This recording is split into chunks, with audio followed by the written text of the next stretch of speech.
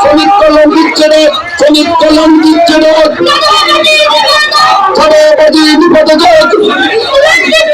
শ্রমিক কল্যাণ দিচ্ছে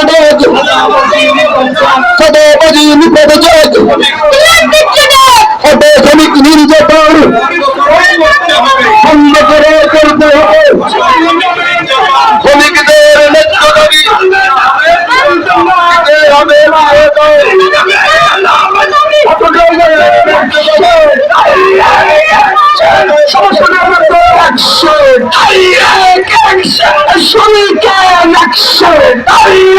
উপস্থিত হয়েছি।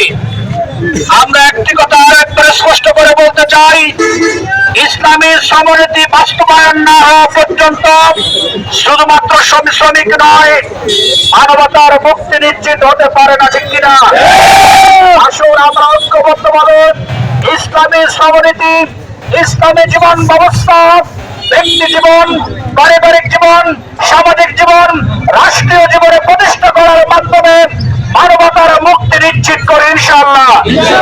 নাঙ্গলকোট উপজেলার সর্বস্তরের শ্রমিক ভাইদেরকে অন্তর থেকে